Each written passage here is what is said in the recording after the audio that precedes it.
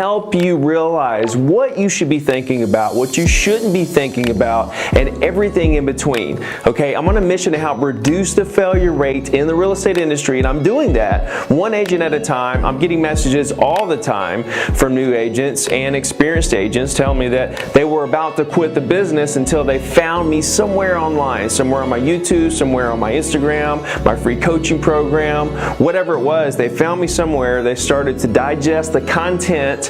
They started to build their business the correct way, valuing people over transactions, building a database full of people that would do business with them for the rest of their life and refer everyone they know to them. And then what happens? Those referrals start referring you people. And now you're getting referrals from referrals from referrals. And that's how you build a business that's going to survive any market downturn, anything that happens. Your business is going to continue to flourish year over year over year over year. Why? Because you're building a database. And what happens when the market crashes? Transactions go down a little bit. They never go to zero. That's one thing I want you to realize. Transactions never go to zero. But what never goes away are people. People are still here regardless of what the market does, and they're always needing and wanting to buy and sell real estate, to live in, to upgrade, to invest in, so on and so forth. With all these things getting shot at you, most agents come into the business and they feel like they don't know which way to go. There's so many things, so many different avenues to try to build your business. So they dabble in 8 to 10 things, maybe even 15 to 20 things, and they never really commit to one thing. They never really give one thing a chance. They never really find out what works and what doesn't work because they got bills to pay. Their bills are coming in, they get scared, they do something for 2 weeks, it's not really looking like something's going to happen, there's no deals that are happening, so they move to something else. Where if they would have just stuck with that thing for longer than 2 weeks, maybe a month or 2 months, they would have got a little momentum going on, and they end up just dabbling in a few things and end up having to quit the business. So what I want to do is I want to help you visualize the top 2 or 3 or 4 things that you need to focus on, okay, to get that momentum going in your business fast. The first thing you need to do every day when you come to the office, okay, we're going to check our emails and everything and kind of get our day organized. That's what I do every day. I get my day organized, I make a list, I prioritize, I get my appointments in order. All right, but what I want you to do immediately after that is I want you to study your MLS for a good 15 to 30 minutes, something like that. And what I want you to start watching first are the hot sheet items, the new listings, the pending sales, the withdrawals, the expireds, and the closed deals. I want you to watch that every day for months and months and months. And when you start watching the hot sheet, you're going to start to just subconsciously know the market. You're going to be so on top of the market. You're going to have all this market knowledge in your head that a lot of people don't have. A lot of agents don't have this market knowledge because they're not watching the hot sheet. I'm not watching the hot sheet anymore because I'm too busy closing deals and appointments and phone calls, right? But as a new agent, you have this time on your hands to actually study this and actually be sharper than experienced agents out there, veteran agents out there. You have this advantage over these experienced agents because you have time. You have extra time to do things that experienced agents do not have time to do. And I want to continue this conversation about time because when you're talking to a potential prospect and a client, and they ask you, how many properties have you sold? How long have you been in the business? I want you to look them straight in the eye and I want you to tell them, none. I haven't sold any properties. I've only been in the business for a month, and that is why you want me to be your agent. Because I am going to take your deal and work 8 hours a day on just your deal. Okay, if you want an agent that sells 100 properties a year, if you want Ricky, go down the road and get Ricky and ask Ricky to his face if he's going to make your deal his main priority, number one priority, and spend 8 hours a day on just your deal.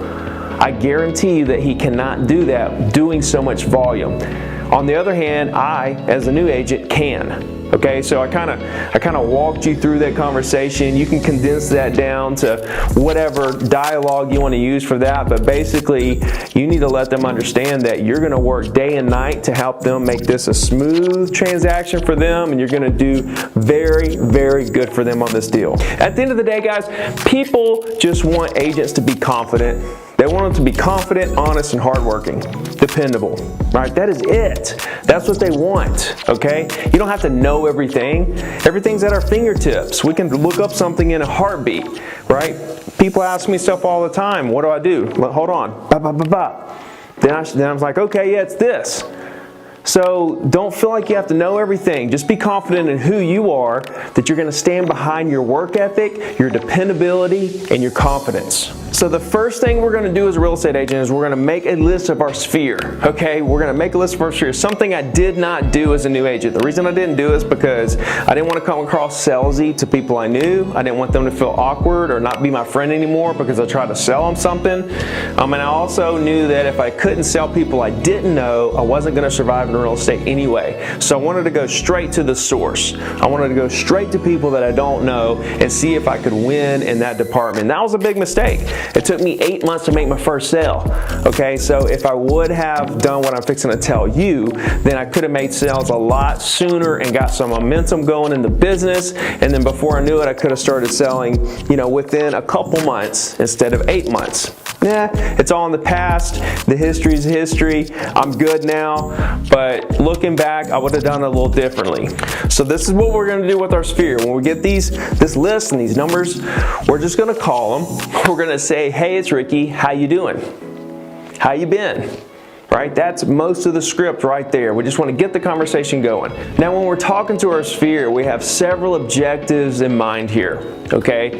One, we want to, see how they're doing, get the conversation going. The purpose of that is to start to learn how to talk to people.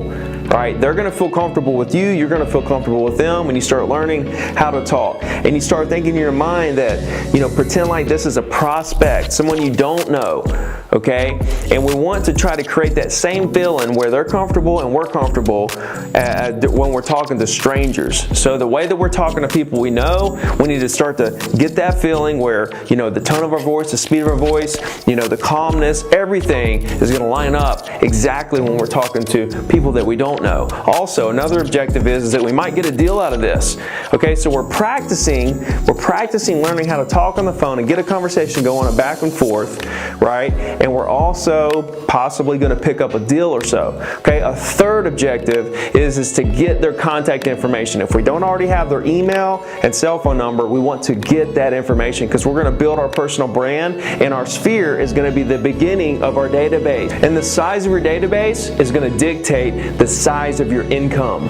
Now, once we've talked to them and we got the conversation going and everything, at some point in the conversation, we're going to say, hey, I just got in real estate recently and I didn't know if there's anything I could do to help you there. Or, hey, I just got in real estate recently. I didn't know if I could help you there in any kind of way.